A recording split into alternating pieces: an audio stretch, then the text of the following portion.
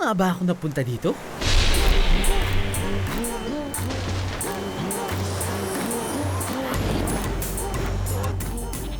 Pero bakit nga ba ako pabalik-balik sa napakandang isla na to?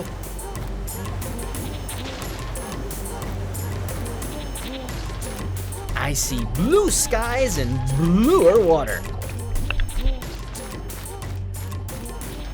I see beautiful greens and I see beautiful people. Teka. Wag! Wag! Wag! Wag! Wag mo akong gisingin! Gusto ko pang makita at ma-enjoy lahat ito. Ayoko umalis dito!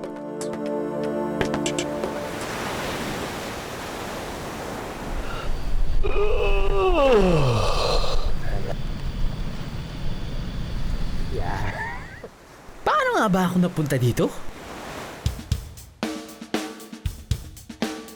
Maayo na pagdating dito sa Cebu!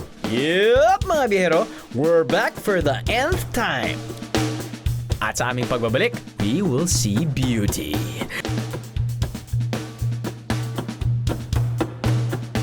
See beautiful food. See beautiful sights. Always a nice feeling na makakapag-travel tayo sa isang lugar na hindi pa na nakakapunta. At makaharap natin yung ganito.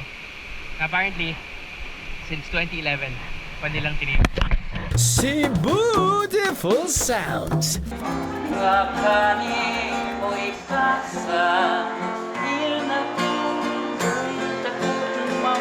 And of course, see beautiful people. Kaya walang maglilipat, walang kukurap. Cause you gotta see beauty in Cebu.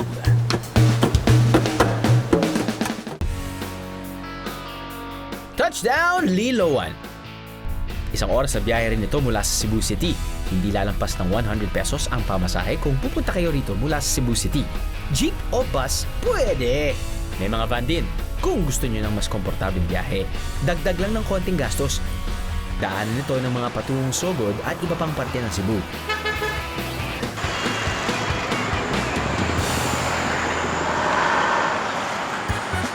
Perfect naman na stopover for snacks, ang oldest bakeshop sa Liloan.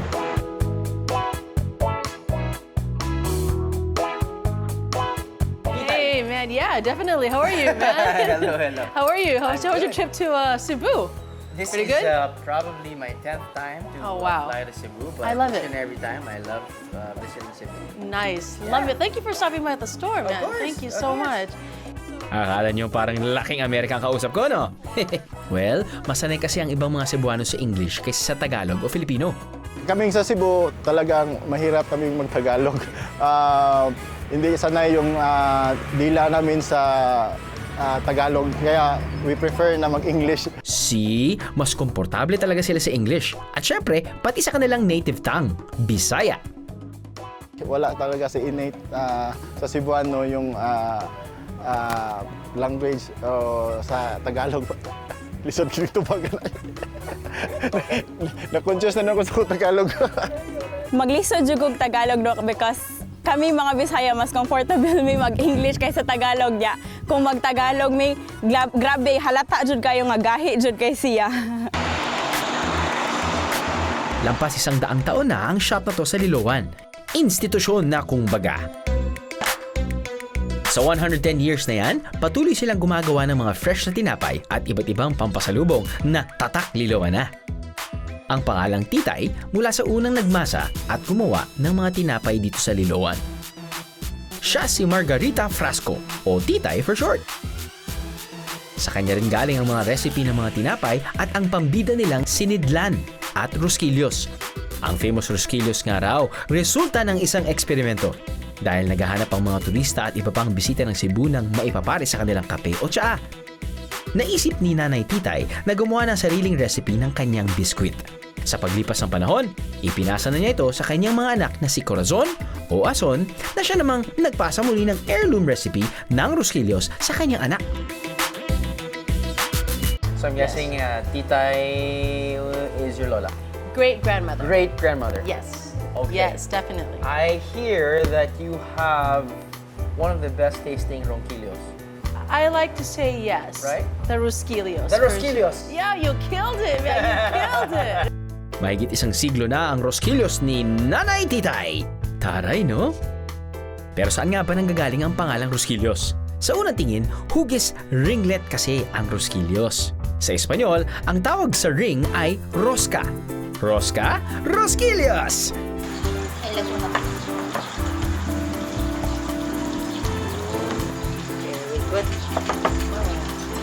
Here, this is deja vu. I hear you have one of the best tasting Rosquillos. Yes, we do, but fresh baked inside. So, come Inside? on. Yes. Okay. Yes, let's Take go. home later. Yes, Okay, for okay. sure. Sa kanilang factory, milyong piraso ng Rosquillos ang nagagawa araw-araw. Bukod pa riyan ang ibang pastries at biscuits nila. Okay. We're gonna take that lovely hat of yours. Okay. There you go. You might just get lost. Let's go. Come on in. Oh, wow. Dito, minamasa at hinahati ng minipis ang dough mixture at saka nilalatag sa mga tray.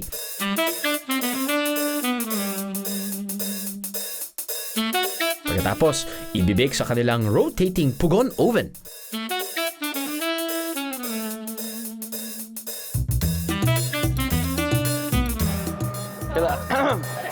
You like a Rosquillo? So, ito yung Rosquillos Classic. So, mamaya titikman natin yung Rosquillos Corazon. Akala ko yung difference lang niya is ito bilog sa gitna, yung Corazon may heart. Corazon, heart. What? Wait lang!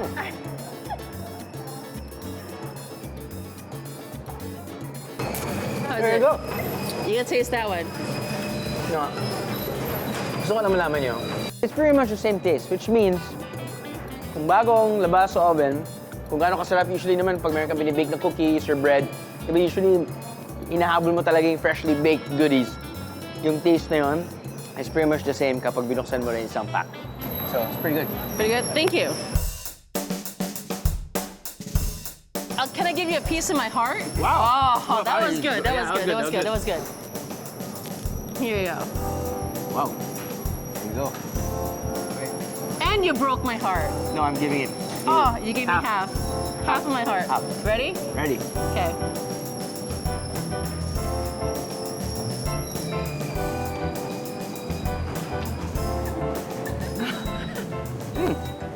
Slightly different. Yes, there was a slight I difference. just felt like the heartbeat being faster. So Yes, that's the yes. difference. So ang difference, bukod sa may heart, bukod sa may amor, it has butter.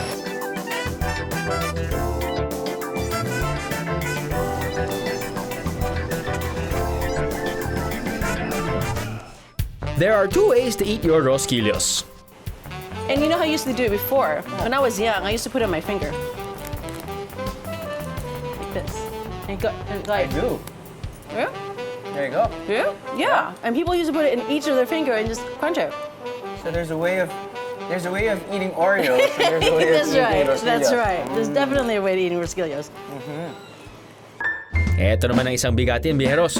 Bigatin sa tiyan. Ito, masi. So apparently, every weekend, Saturday, Sunday, from morning till nighttime, dito sa Liloan, may parang nangyayaring fiesta sa plaza. Food fiesta, parang gano'n. Marami silang binibentang pagkain. At isa na nga doon ay ito. Ito tinatawag nilang masi.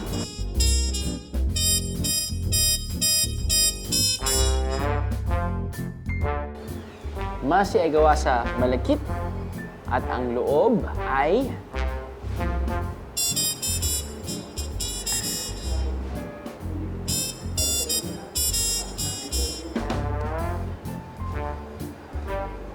kulangot. Dala ka lang. Peanut butter.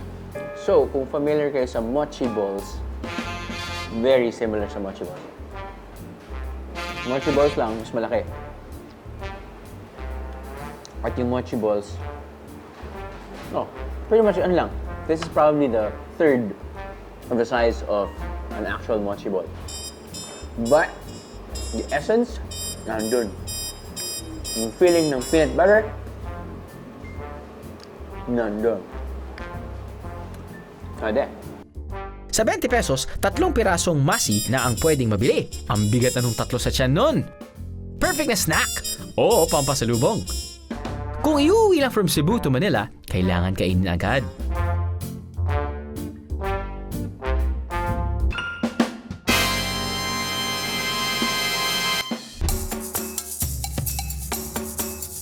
Kung pupunta kayo sa bayan ng Liloan, mabubusog kayo sa kanilang munisipyo tuwing weekends.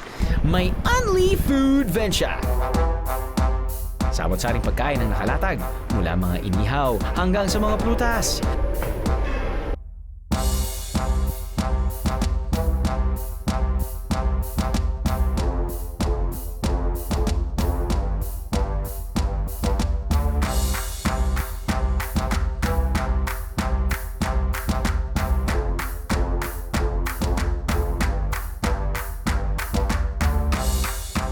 Kapag happy tummy na, pwede nang bumiyahe patungong Danao. Halos 2 oras ang biyaheng patungong Danao mula Liloan. May mga bus o UV van na maaring magdala sa inyo rito.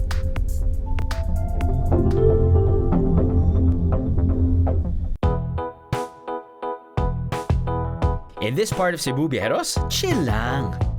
Medyo mabundok at tahimik. Ito ang Danao, Cebu. Pero kung tingin nyo boring at laid back dito, then you've got another thing coming. Samot-saring adventure ang mararanasan sa Eco Adventure Park ng Danasan. May zip bike. May ATV ride na pwedeng pang off-road. Kung bitin pa kayo, ito ang ultimate relationship goals. Ang giant swing na kung tawagin nila ay skydrop.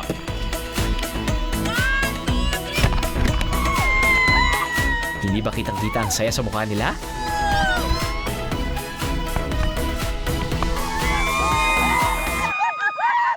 Siyempre, di nagpaiwan ang aking magigiting na biyahe ni Drew Crew. Ayun, nag-ATV pa sa may ilog. Pero ako, game para sa mga extreme. Dahil sa dambuhalang traktor na to, mas mabilis daw kaming makakarating sa aming destinasyon. Rough road daw kasi ang dadaanan at di kakayanin maski ng 4x4 vehicle.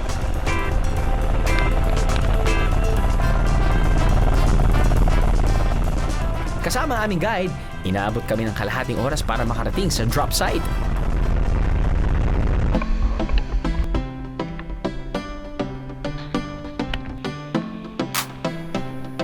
Sa lakarang 5 to 10 minutes, boom! Beautiful Biyeros. Now it's time to be the beast.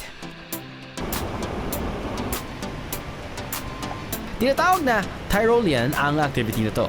Isang uri ng pag-traverse o pagtawid from one point to another.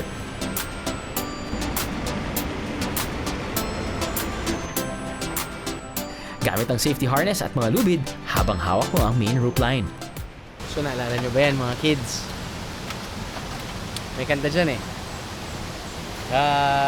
Tyrolean, Tyrolean.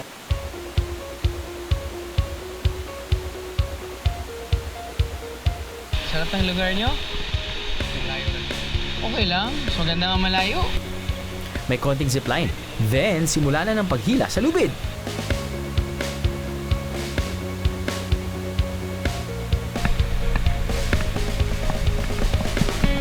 Ang view mo, ang 30 to 50 feet high na falls.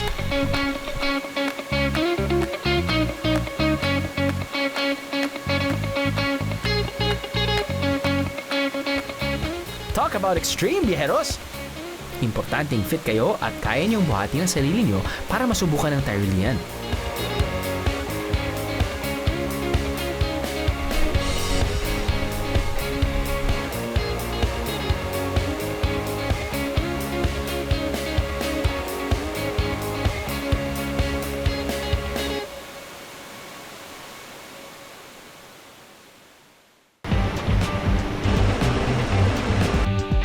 last but not the least, waterfalls rappelling.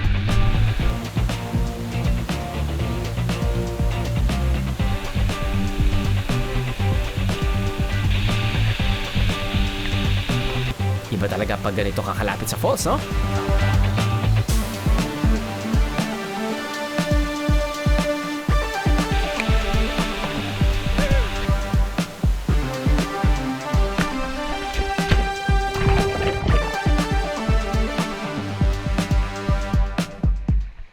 Of course, hindi ito yung malalim or mataas na pinag-rappel natin from, but it's just always a nice feeling na makakapag-travel tayo sa isang lugar na hindi pa na nakakapunta at makahanap natin yung ganito na apparently since 2011 pa nilang tinira.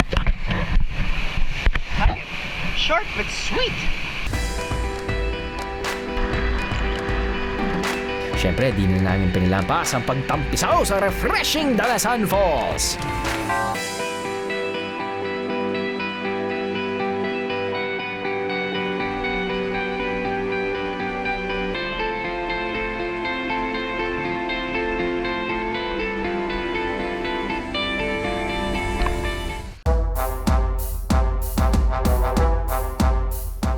Alam natin kapag nasa Cebu tayo dahil nandyan yung mangga, nandyan yung puso, at nandyan yung kasahos. What? Ano yung kasahos? Hindi gitara? Well, kasahos apparently ay beef, but pag nakikita natin ngayon para siyang tapa. Feeling ko tapa talaga siya, pero what they do is yung slices of beef ay dinadry tsaka dini-deep fry. I'm guessing minamarinate muna nila. Tignan muna natin.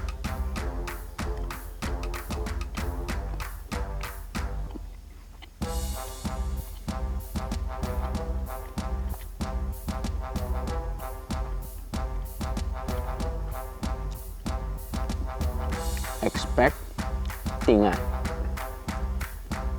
But it's all worth it.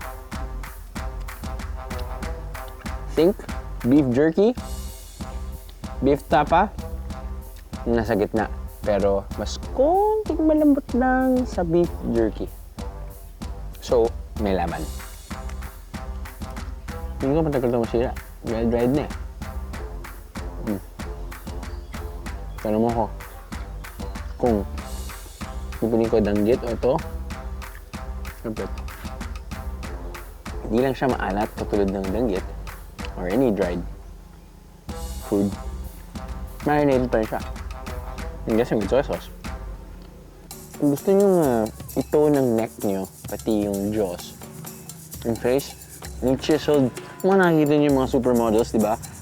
Yung ginangat-ngat nila, tapos ganda ng kuha nila, usually nakagano'n. Kumain ng kasawas. Yan lang. Pero pag wala na kayong ngipin, sip-sipin nyo na lang. Sensya ng mga lolo.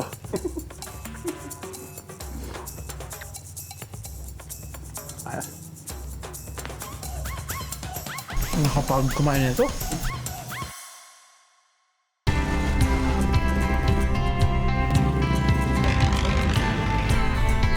Mula sa Danao, halos 3 oras pa patungong Medellin, ang ating next destination sa ating Northern Cebu trip.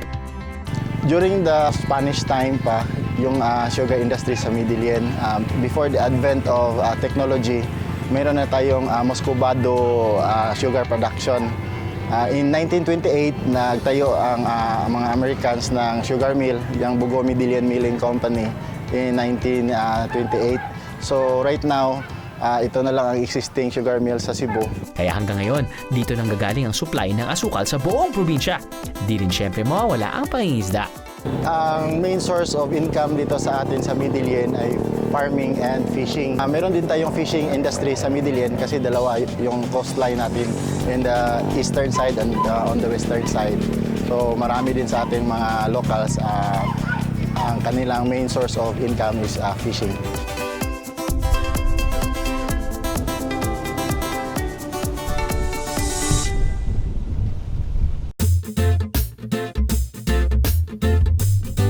maaga pa, tumuloy na ako sa beach ng Bantayan para matikman ng isang kakaibang kabayo.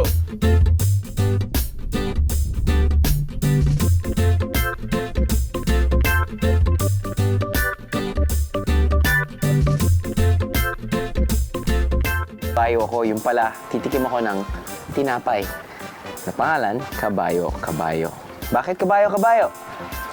Well, sabi yata nila na mahilig sa kabayo o sumasakay ng kabayo yung mga sinuunang bakers. Araw-araw, tuwing umaga, gumagawa ng mga tinapay na hugis kabayo si Nanay Pina. At wala siyang modernong oven. Ang gamit niya sa pagluluto ng tinapay, kahoy na panggatong at mga aluminum pan. Ang galing, no? Sa halagang 20 pesos for 3 pieces, mapapasipa kaya ako sa sarap?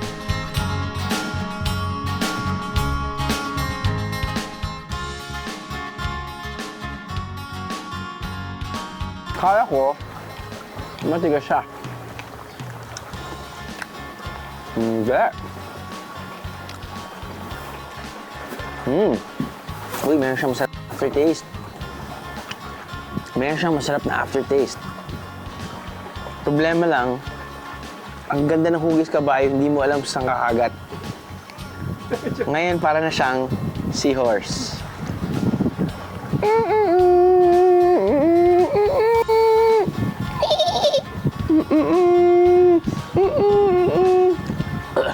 Mukha na siya ngayon.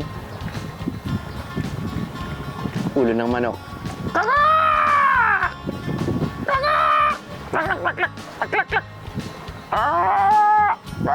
Okay. Narinig ko yung nanay ko, don't play with your food!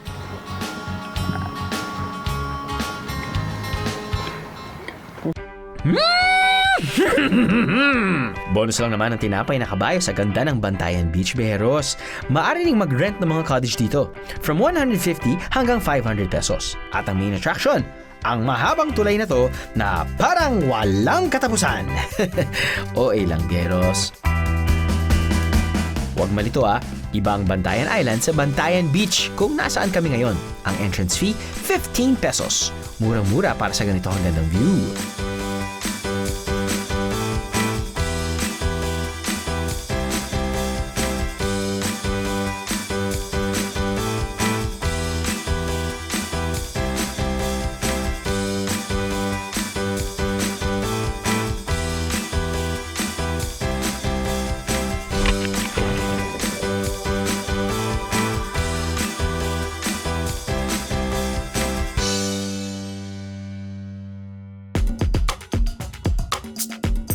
Perfect naman mag-unwind dahil sa maghapong activities dito sa bagong dock site. Dito tumatambay ang mga tao tuwing hapon hanggang sa gumabi para magpahinga sa buong araw ng pagtatrabaho.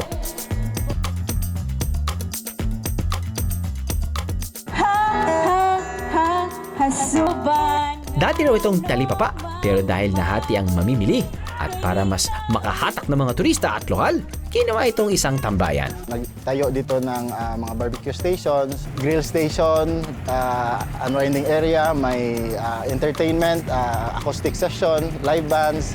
Meron din tayong mga sunset zumba. Parang this is established for the whole family.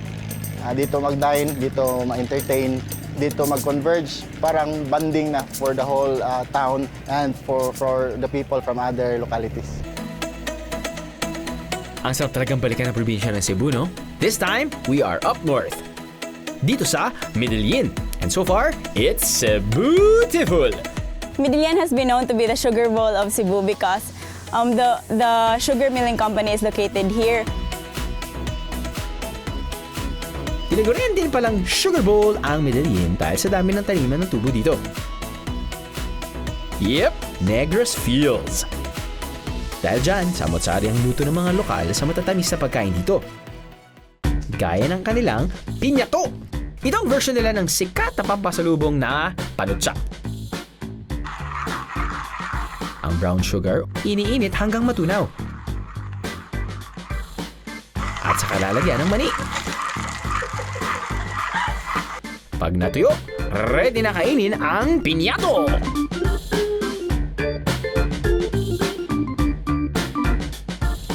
Tamis sa Piñato sa Medellin. Malutong. Di rin mahirap ang hanap ng matutuluyan kapag magbabakasyon kayo dito, biyeros. May maayos na accommodations with complete amenities.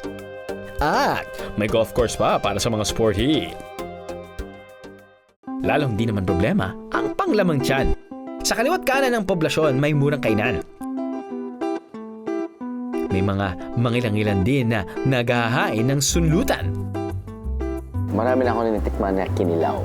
Kinilaw na tanige. Kinilaw na lapu-lapu.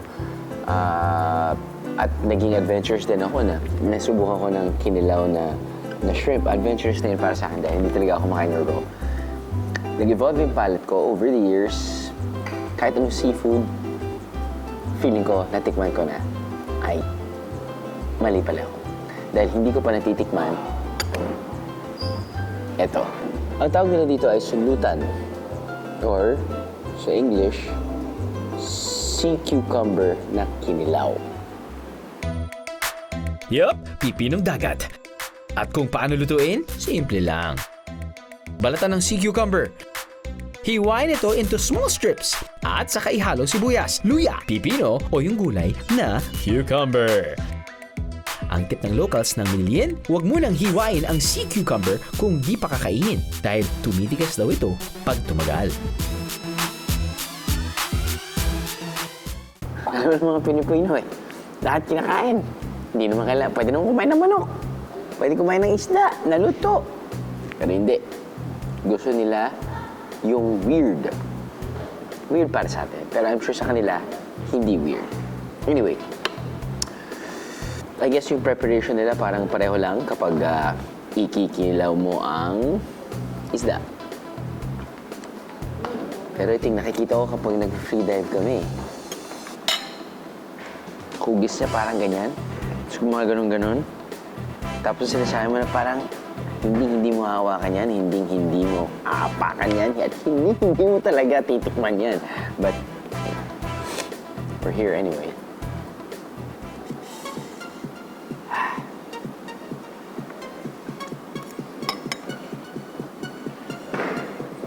Very chewy.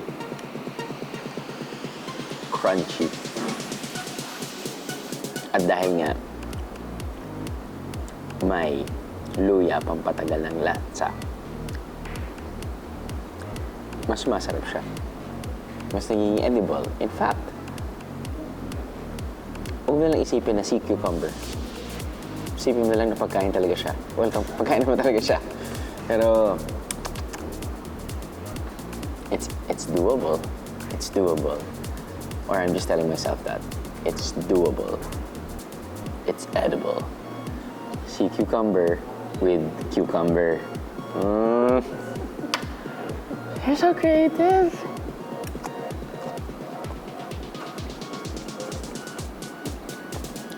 At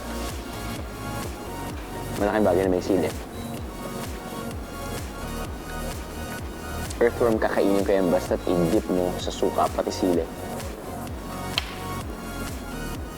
But don't dare me. Alright, back to pork.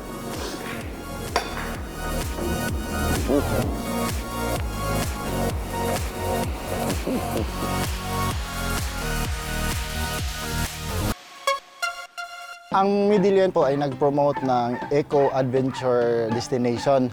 Meron tayong zipline, skybike. Tayo po ang una dito sa Cebu na may skybike at zipline. Then we added the cable car, the Tarzan jump, plus our destination sa island and our public beach. Pupunta yung mga tourists dito sa Medellin, pati yung nasa city because we offer affordable and beautiful and exciting tourism destinations. Sa Medellin, di lang panay kapatagan ang matatagpuan. Meron din kabundukan. At kung may bundok, syempre may aakyatin. At kung may aakyatin, malamang may mahanap na... Dan-dan-dan-dan-dan! Zipline! Ang paborito namin gawin. Pwede ba naman akong maiwanan ng aking biyahe ni Drew Cruz sa activities? No way! Ang aking producer, ayun! Nag-skybike na! Ang aking assistant cameraman, naglambiti naman sa Tarzan Jump. Aba, susulitin ko na nga ang zipline dito.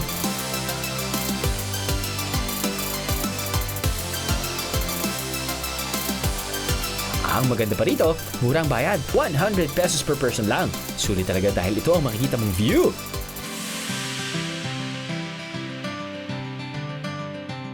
You can go to the North Bus Terminal located at Danao City and you can ride bus Daan Bantayan via Bagay. Dadaan po yun sa Tindog tapos may mga habal-habal doon na who will bring you to Bantayan Beach po in Tindog. Dito sa Kawit, Medellin, ang jump-off point para sa mga mahilig sa island hopping. Ang mga pump boat na to, 1,000 to 1,500 pesos ang arkila.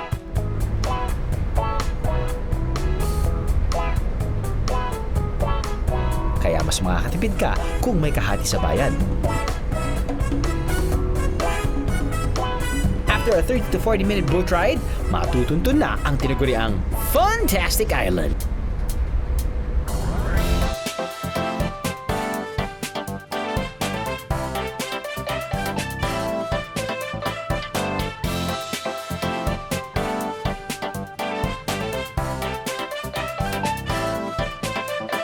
Blue kung blue ang tubig, diba? Doesn't get any better than this.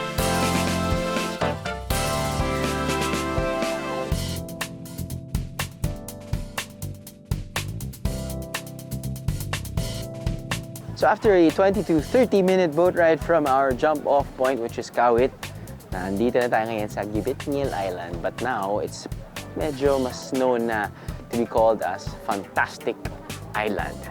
Ano mahanap dito? Well, bukod sa super clear water, malalaman nyo kung malapit na kayo sa isla na full of activities dahil makikita mo yung kulay blue and white. Blue and white mga huts na pwede nyong rentahan. Pwede kayong kumain, mag-chillax. Kung gusto nyo ng mga fantastic activities, pwede kayo mag-slide. Ngayon silang ginawang slide papuntang dagat. Siyempre, meron din silang other water sports. But I think the highlight of your visit here would be the 30 to 40 feet jump or cliff jump over there, which we will try later on. Para sa aking warm-up, slide straight to the sea!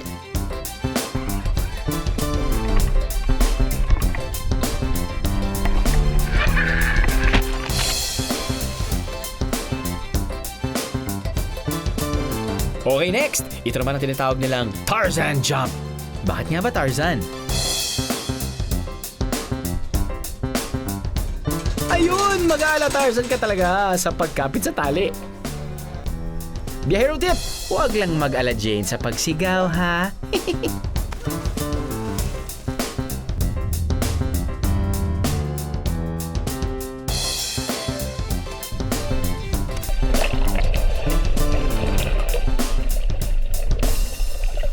Last but not the least, ang 50 feet cliff jump. Pero kung di nyo naman kaya ang ganyang kataas, may below 10 feet din. Hehe, perfect pang practice.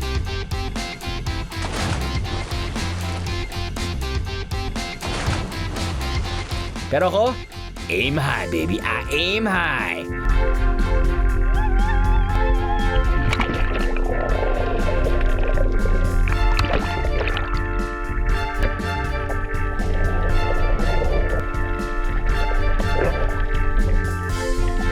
At kung napagod ka na sa swimming at iba pang activities,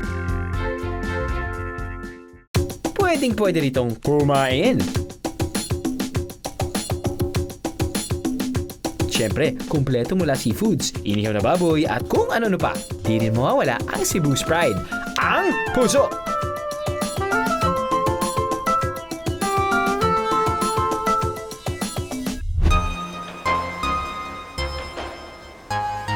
Akala ko, nakita ko at nagawa ko na ang lahat dito sa Cebu. Pero ang tatlong bayan na napuntahan ko, binago ang pananaw ko. I saw the different faces of each town. Ang dami pa rin pwedeng puntahan. Pagkain maaring tikman, tao na pwedeng makilala at samahan. At higit sa lahat, mga lugar na pwedeng makita. Di mo yata pwedeng sabihin na, "Paalam Cebu!"